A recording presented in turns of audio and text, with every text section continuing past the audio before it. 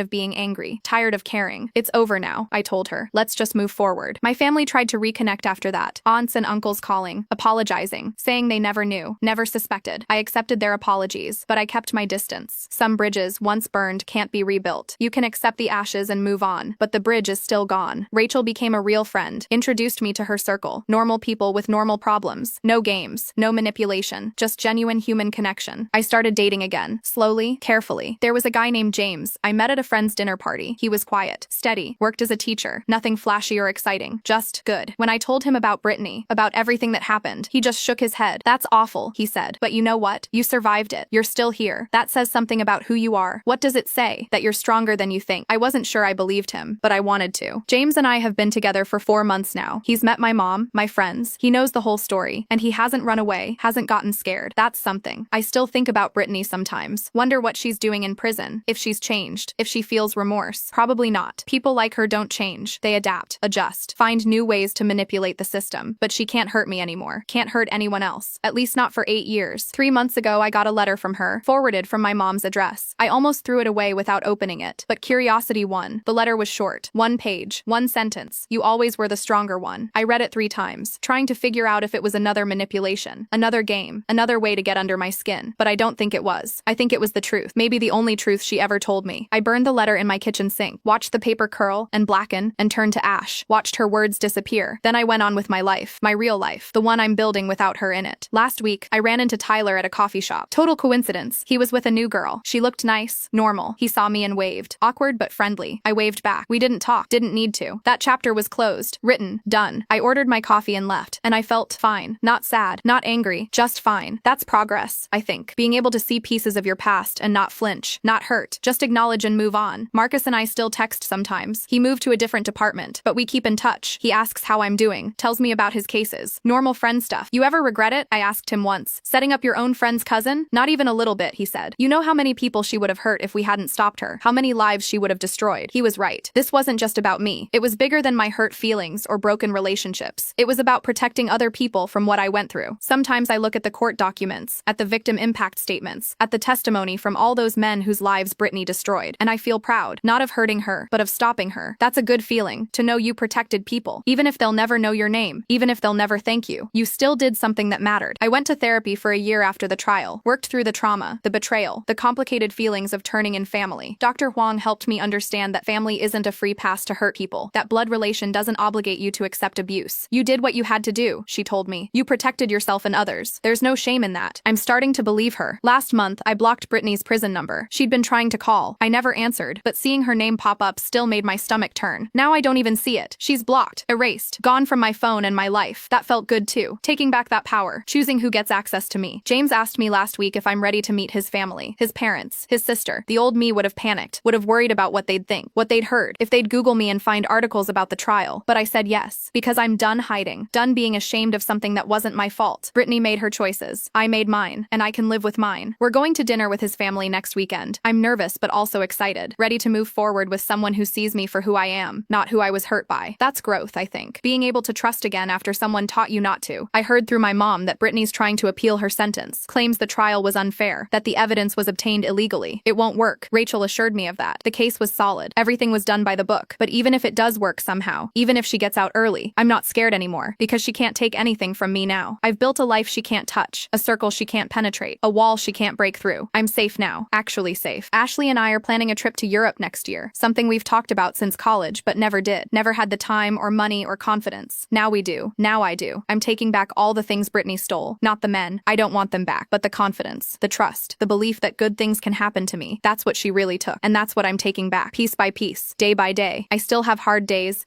when I wonder if it was all my fault somehow, if I was too weak or too trusting or too something. But then I remember what Dr. Huang said, what Rachel said, what Marcus said. Brittany was a predator. I was a target. Nothing I did or didn't do would have changed that. She would have done this regardless, to me or to someone else. At least I stopped her. That's what I hold on to on the hard days. My mom tried to visit Brittany again last month. This time Brittany agreed to see her. Mom called me afterward, crying. She's not the same, she said. Prison has changed her. I didn't ask how, didn't want to know, because it doesn't matter. Whatever Brittany is now, whatever she's become, it's not my concern anymore. I've moved on, and I'm not looking back. James and I talked about moving in together. It feels fast, but also right. He's steady, reliable, everything I needed after years of chaos. We're looking at apartments in a different neighborhood, away from where I lived before. A fresh start, new walls, new memories, new life. No ghosts of ex-boyfriends or manipulative cousins, just us and whatever we build together. That sounds good. That sounds like exactly what I need. I deleted all my old social media accounts last week, started fresh ones with stricter privacy settings. No public posts, no location tags, no information anyone could use to find me. It felt like closing a door, locking it, walking away. Brittany taught me to be careful, to protect myself, to not trust everyone. That's a harsh lesson, but maybe a necessary one. Not everyone deserves access to your life. Not everyone has good intentions. Some people are looking for what they can take from you, and you have to be smart enough to see them coming. I see them now. The takers, the users, the manipulators. I can spot them from a mile away. That's one good thing that came from all this. Clarity. The ability to see people for who they really are, not who they pretend to be. I use that now, in work, in friendships, in dating. I trust my instincts. If something feels off, I walk away. No second guessing. No benefit of the doubt. Just boundaries and self-preservation. Some people might call that cold, jaded, cynical. I call it smart. I call it survival. I call it learning from my mistakes and refusing to repeat them. Rachel told me last week that she's using the Brittany case as a teaching example at the academy. How to build a fraud case. How to work with civilian witnesses. How to catch a con artist. You're famous in law enforcement circles now, she joked. I laughed, but it also felt good, knowing that something positive came from all the pain, that other people are learning. Other victims might be protected. That's legacy, I guess. Not the legacy you plan, but the one you leave anyway. My story is Brittany's downfall, and maybe that's poetic justice in its own way. She tried to write my story as a victim, as someone weak and pathetic who couldn't keep a man. Instead, I wrote the ending, where she's the villain and I'm the survivor, where she's in prison and I'm free. That's the story I choose to tell. James asked me yesterday what I want for the future. 5 years from now, 10 years from now. I thought about it for a long time. I want peace, I said finally. Just peace. That's it? He asked. That's everything. Because after years of chaos and pain and betrayal, peace sounds like paradise. No drama, no games, no wondering who's going to hurt me next. Just steady, boring, beautiful peace. And maybe that's the real victory. Not putting Brittany in prison, not getting revenge, but finding peace despite everything she did to take it from me. That's what she couldn't steal. That's what I kept. My peace is mine, and she can never touch it again. So that's my story. The story of how my trashy cousin tried to destroy my life and ended up destroying her own instead. People ask me sometimes if I regret it, if I wish I'd handled it differently. I don't. Not for a second. Because I chose myself. I chose protection for others. I chose justice over family loyalty. And I'd make the same choice again in a heartbeat. Some bridges need to burn. Some people need to face consequences. Some stories need to end with the villain in chains. This was one of them. Brittany has 6 years left on her sentence. Maybe more if the appeals fail. Maybe less if she behaves. Either way, it doesn't matter to me. By the time she gets out, I'll be someone completely different. Married maybe. Maybe with kids. Definitely in a different city, with a different life. She'll get out and find that the world moved on without her. That I moved on without her. That the damage she tried to do didn't stick. And maybe that's the real punishment. Not the prison time. Not the conviction. But knowing she failed. That she tried to break me, and instead broke herself. I survived her, and that's something she'll never forgive. But I don't need her forgiveness. Don't want it. Don't care about it. I have my own life now. My own future. And Brittany is just a chapter I survived. Not the whole book. Just one chapter. The rest is still being written, and I'm holding the pen. 3 months after the sentencing, I got a call from a woman named Jennifer. She'd been one of Brittany's victims in Georgia. Lost $40,000 to her. I just wanted to thank you, Jennifer said, for having the courage to stop her. I was too ashamed to come forward at first. But when I saw what you did, how you testified, it gave me strength. We talked for an hour. She told me her story. How Brittany had befriended her at a yoga class. How they'd become close. How Brittany had cried about needing money for her sick mother's treatment. All lies. All manipulation. I felt so stupid, Jennifer said. Like I should have known better. You're not stupid, I told her. She's just that good at what she does. We've stayed in touch since then. Text occasionally. She's rebuilding her life too. Slowly. One day at a time. It helps, knowing I'm not alone in this. That there are other survivors. Other people who understand what it's like to be targeted by someone like Brittany. We're all healing together. together, all moving forward together. That's something beautiful that came from something ugly. James met my mom last month. She was nervous, kept apologizing for everything that happened with Brittany. James was gracious about it. That wasn't your fault, he told her. Madison's told me how convincing her cousin was. My mom cried, thanked him, told him he was good for me. She's right. He is good for me. Good in all the ways that matter. He doesn't try to fix me, doesn't try to erase the past, just accepts that it happened and helps me build something new. That's what I needed. Not someone to rescue me, but someone to walk beside me while I rescue myself. We signed a lease on a new apartment yesterday. 2-bedroom in Wicker Park. Bright, open, full of windows. It feels like starting over, like closing one door and opening another. I'm excited, nervous, but mostly excited. This is my life now. The one I chose, the one I fought for, the one I earned, and nobody can take it from me. I've started writing about my experience, not for publication, just for myself, getting it all out, processing it, understanding it. Dr. Huang said it would help. She was right. Every word I write is like releasing a weight I didn't know I was carrying. Maybe someday I'll share it, help other people who've been through similar things, let them know they're not alone. But for now, it's just for me, my story, my healing, my journey. Ashley told me she's proud of me the other day. We were having coffee, just catching up. You could have let this destroy you, she said, but you didn't. You fought back. I didn't have a choice, I said. Everyone has a choice. You chose to survive. That takes courage. I'd never thought of it that way, as courage. I just thought of it as desperation, as self-preservation. But maybe Ashley's right. Maybe there was courage in it, in refusing to be a victim, in choosing to fight. I'll take that. I'll own that. I'm courageous. I survived. I fought back. Those are things Brittany can never take from me. The appeals process for Brittany's case is still ongoing. Her lawyer filed motions about illegal entrapment, about coercion, about her rights being violated. None of it will work, Rachel assures me, but it still makes my stomach turn every time I hear about it. The idea that she might get out early, that she might come looking for me. But I'm not as scared as I used to be, because now I know what I'm capable of, know that I can protect myself, can fight back if I need to. That knowledge is powerful. James wants to take me to meet his grandmother next month. She lives in Michigan. He says she's going to love me. I'm nervous about that too. Meeting family always feels loaded now, like there's so much potential for judgment. But James promises she's nothing like my family, that she's kind and accepting and won't ask prying questions. I hope he's right, but even if he's wrong, I'll handle it, because I can handle anything now. Brittany taught me that, in the worst way possible, but she taught me. I'm stronger than I ever knew, braver than I thought, more capable than I believed. Those are gifts, even if they came wrapped in pain. I don't thank her for them. I thank myself for surviving her, for fighting through, for refusing to break. That was all me, my strength, my courage, my will. She doesn't get credit for that. My new apartment has a balcony, small but enough for 2 chairs and some plants. I sit out there in the mornings with my coffee, watching the city wake up. It's peaceful, quiet, mine. No memories of Brittany polluting it, no ghosts of betrayed friendships haunting it. Just clean slate, fresh start. That's what I needed. What I deserve. A life that's completely and entirely mine. I saw Daniel's wedding announcement on social media last week. He's marrying someone else. Someone who isn't me. Someone who isn't Brittany. Good for him, I guess. Hope he learned his lesson. Hope he's better to her than he was to me. But mostly, I just don't care. He's part of a past I've outgrown. A chapter I've closed. He doesn't matter anymore. None of them do. Only the future matters now. And the future looks bright. James and I are talking about getting a dog. A rescue. Something that needs saving as much as I did. I like the symmetry in that. 2 broken things healing together. That's what love should be, I think. Not 2 perfect people, but 2 imperfect people choosing each other anyway. Building something beautiful from the broken pieces. Rachel's been promoted at work. She's now leading the fraud division. Says she's using everything she learned from the Brittany case to train other investigators. You changed how we approach these cases, she told me. Made us realize how important the civilian witnesses are, how much they risk to help us. I never thought of myself as risking anything, just doing what needed to be done, but I guess I did risk things. My family's approval, my peace of mind, my sense of safety, and I'd risk them all again, because some things are worth fighting for. Justice is one of them. My mom's been trying harder lately, calls every week, asks how I'm doing, really listens to the answer. It's not the same as before. That trust is broken, probably forever, but it's something, a different relationship, one built on honesty, instead of obligation. I'll take it. It's better than nothing. Better than pretending everything's fine when it's not. She asked if she could meet James. I said yes. We're planning dinner next month. I'm nervous, but also hopeful. Maybe this is how healing happens. Not all at once, but slowly, in small steps, in tentative conversations, and careful reconciliations. I can live with that. Tyler got married last month. I saw the photos online. His bride looked happy, radiant. I felt nothing. No jealousy, no regret, no what ifs, just genuine happiness that he found someone, that he moved on. We both moved on, and that's how it should be. Some friendships aren't meant to last forever. Some are just meant to teach you something and then let you go. Tyler taught me about trust, about boundaries, about the importance of protecting yourself even from people you love. Hard lessons, but necessary ones. The trial was covered in local news. My name was kept out of it, but people who knew me figured it out. I got messages from old friends, acquaintances, people I hadn't talked to in years. Most were supportive. Some were judgmental. A few were downright cruel, called me a snitch, said I destroyed my own family. I blocked them all, because their opinions don't matter. They don't know the full story. And even if they did, their opinions still wouldn't matter. I know what I did was right. That's enough. James's grandmother turned out to be amazing. She hugged me the moment we met, made me tea, asked about my work, my my hobbies, my dreams. Never once mentioned Brittany or the trial or any of the hard stuff. Just treated me like a normal person, like someone worthy of love and respect. It was exactly what I needed. She's a keeper, his grandmother told James when I was in the bathroom. I heard her through the door. Don't let this one go. I don't plan to, James said. My heart swelled. This is what healthy love feels like, what normal relationships look like, what I deserve. I'm finally starting to believe I deserve it. Work has been going well. I got promoted last month. Senior designer. More responsibility, better pay, room to grow. My boss said I'd been doing exceptional work, that clients loved working with me, that I was an asset to the company. It felt good, feeling valued for my skills, not my ability to withstand manipulation or drama. Just me, my talent, my work. That's the life I'm building. One where I'm recognized for what I contribute, not what I've survived. Though surviving is an achievement too, I guess. Brittany's first appeal was denied. Rachel called to tell me, said the judge found no merit in the claims, that the conviction stands, 5 years minimum, Rachel said. She won't be eligible for parole before then. 5 years. 5 years without looking over my shoulder, without wondering when she'll show up, without fear. That sounds like freedom. James proposed last week. Nothing fancy. We were on our balcony, watching the sunset. He got down on one knee and asked if I'd marry him. I said yes immediately. Didn't even have to think about it. This is right. He's right. We're right. We're planning a small wedding. Just close friends and family. Nothing big or showy. Just intimate and meaningful. The kind of wedding I always wanted but never thought I'd have. Because I thought I was broken. Thought I was unlovable. Thought Brittany had ruined me for anyone else. But she didn't. She couldn't. Because I'm not defined by what she did to me. I'm defined by what I did in spite of her. My mom cried when I told her about the engagement. Happy tears. Told me she always knew I'd find someone special. I didn't correct her. Didn't remind her of all the times she doubted me. All the times she took Brittany's side. Just let her have this moment. Let us both have it. Because holding on to anger is exhausting. And I'm tired of being tired. Forgiveness doesn't mean forgetting. Doesn't mean pretending it didn't happen. Just means choosing peace over bitterness. I choose peace. Ashley's going to be my maid of honor. She cried when I asked her. Said she never doubted I'd end up happy. Even when I was at my lowest, I asked. Especially then, she said. Because you never gave up. Never stopped fighting for yourself. That means more to me than she knows. Having someone who saw me at my worst and still believed in me. That's real friendship. That's real love. We're getting married in 6 months. Small ceremony in a garden. Just 40 people. The people who matter. The people who showed up when it counted. Brittany won't be there, obviously. But also she won't be in my thoughts. Won't be a shadow over the day. She's lost that power. Lost any claim to space in my head or my heart. This day is mine. And James's. Nobody else's. I bought a wedding dress last week. Simple. Elegant. Not too fancy. Just right. The woman at the shop asked if my mother would be coming to fittings. I said yes. She asked about sisters. I said I'm an only child. She didn't ask about cousins. And I didn't volunteer anything. Some stories don't need to be told. Some history doesn't need to be shared. I'm more than my trauma. More than my past. More than what happened to me. I'm Madison. I'm a designer. I'm a fiance. I'm a friend. I'm a survivor. But mostly I'm just me. And that's enough. More than enough. Jennifer and I met up for coffee last month. In person this time. She flew to Chicago for work. We talked for hours. About Brittany. About healing. About how hard it is to trust people after being betrayed so completely. Do you ever miss who you were before? She asked. I thought about it. Did I miss the naive girl who believed everyone? Who trusted too easily? Who thought family was everything? No. I said finally. I'm better now. Stronger. Wiser. But sadder? She asked. No. Not sadder. Just realistic. There's a difference. She nodded. I think I'm getting there too. Slowly. We're all getting there. All of us survivors. One day at a time. The wedding planning has been surprisingly fun. James is involved in every decision. Wants to make sure everything is perfect. This is our day, he keeps saying. Not just yours. Ours. I love that. The partnership. The equality. The sense that we're building something together. That's what was missing with all the others. With Tyler and Daniel and all the rest. They were just passengers in my life, not partners. James is a partner. In every sense of the word. My mom's been helping with wedding planning. She's trying. Really trying to make up for the past. I appreciate it. Even if some wounds are too deep to fully heal. At least we're trying. That's something. Rachel's coming to the wedding. Bringing her partner Stephanie. I've met her a few times. She's wonderful. They're wonderful together. More proof that good people exist. That healthy relationships are possible. That love doesn't have to hurt. These are lessons I needed to learn. I'm still learning, but I'm getting there. I ran into one of Brittany's exes at a bar last month. Not Tyler or Daniel. One of the other ones. Alex. The one before me. He recognized me. Came over. Asked how I was doing. I heard about the trial, he said. I should have said something sooner. Should have warned you. But I was embarrassed. Ashamed. It's okay. I told him. It's not. She took $15,000 from me. Told me she needed it for her mother's surgery. I believed her. And then she just disappeared. Did you testify? I asked. He shook his head. I didn't know about the trial until after. If I had, I would have. I would have helped. We talked for a while. Swapped stories. Realized how similar they all were. The same tactics. The same lies. Just different victims. She's still in prison, right? He asked. Yeah. For at least 5 more years. He nodded. Looked relieved. Good. Maybe she'll come out different. Better. I didn't tell him what I really thought. That people like Brittany don't change. They just learn to hide better. But let him have his hope. Some people need it. The dog we adopted is named Scout. Part lab, part something else. Rescued from a bad situation. She's perfect. Loving and loyal. And so happy to have a home. Watching her bloom over these past months has been healing in its own way. Seeing something broken become whole again. If she can do it, so can I. James is is amazing with her. Patient, kind, never gets frustrated when she has accidents or choose things. She's been through enough, he says. She deserves patience. That's when I knew for sure he was the one. The way he treats our dog tells me everything I need to know about how he'll treat our future kids, our future life, with kindness, with patience, with love. My therapist says I'm doing well, that I've made incredible progress, that I should be proud of how far I've come. I am proud. Maybe for the first time in my life, I'm actually proud of myself. Not for what I survived, but for how I survived it. With grace, with strength, with integrity. I didn't become bitter, didn't let it break me, didn't turn into someone cruel or closed off. I stayed myself, just a stronger, wiser version. That's an achievement. Brittany sent another letter last month. I almost threw it away again, but I opened it. It was longer this time, multiple pages. She talked about prison, about how hard it was, how lonely. She talked about therapy, about realizing she had problems, about wanting to change. I don't know if I believe her, don't know if it matters. But at the end she wrote, I'm sorry for everything. You deserved better. You always did. I read it 3 times, looking for the trick, the manipulation, the hidden agenda, but I couldn't find one. Maybe it was genuine, maybe it wasn't. Either way, I'm not responding. Some apologies are too late. Some damage can't be undone with words. I don't need her apology, don't need her acknowledgement, don't need anything from her. I just need her to stay away. And prison is accomplishing that nicely. The wedding is in 2 months. Everything's coming together. Flowers ordered, cake tasted, music selected. James and I wrote our own vows. Mine focus on partnership, on building something together, on choosing each other every day. His focus on the same, on being my safe place, on supporting my dreams, on loving me exactly as I am. I cry every time we practice. Happy tears, grateful tears, tears for the life I almost didn't get because I was too busy surviving to live. But I'm living now, really living, not just existing or enduring or surviving. Living. My dad called last week. We haven't been close since the trial. He didn't know what to say, how to process everything. I'm sorry I wasn't there for you, he said. I should have protected you, should have seen what she was doing. Dad, it's okay. It's not. But I'm here now, if you'll let me be. Of course I will. He's my dad, and he's trying. That's all I can ask. He's walking me down the aisle, giving me away, welcoming James into the family. It feels right. Full circle somehow. Starting something new while honoring something old. Ashley threw me a bridal shower last month. Small, intimate, just my closest friends and some family. My mom came, my aunts, James's mother and sister, Rachel. Jennifer flew in. We laughed, shared stories, played silly games. It was perfect. Normal. Drama-free. Just women celebrating love and friendship. Everything I needed. Everything I deserved. There was one moment though. One moment where I looked around the room and realized Brittany should have been there. In a different life. A different timeline. One where she wasn't broken and I wasn't her victim. We could have been close. Real cousins. Real friends. But that life doesn't exist. And mourning it won't bring it into being. So I focused on what I have instead of what I lost. And what I have is pretty amazing. James's bachelor party was the same weekend. He came home happy and hungover. Told me about his friends. How they're excited for the wedding. How they kept saying how lucky he is. I'm the lucky one. I told him. We're both lucky, he said. He's right. We are. 2 people who found each other at the right time. Who chose each other despite the past. Who are building something real and lasting. That's not luck. That's work. That's choice. That's love. The final dress fitting is tomorrow. My mom's coming. Ashley too. I'm nervous and excited. Seeing myself as a bride. Really seeing it. This is happening. My life is moving forward. I'm getting married. Starting a new chapter. And Brittany is just a footnote. A mention in passing. A lesson learned. Not the main story. Not even close. I'm the main story. My life. My love. My future. That's what matters. That's all that matters. The universe has a funny way of balancing things out. Of taking pain and turning it into purpose. Of turning victims into survivors. Of turning endings into beginnings. I'm grateful for that. Grateful for the journey. Even the painful parts. Because they led me here. To James. To this life. To this moment. And I wouldn't change any of it. Because changing it would mean not ending up here. And here is exactly where I'm supposed to be. So thank you, Brittany, for teaching me what I didn't want. For showing me what I deserved. For pushing me to become who I was always meant to be. I didn't need you to break me. You just needed me to break you. And I did. And I won. And now I'm free. Finally. Completely, beautifully free. And that's all that matters.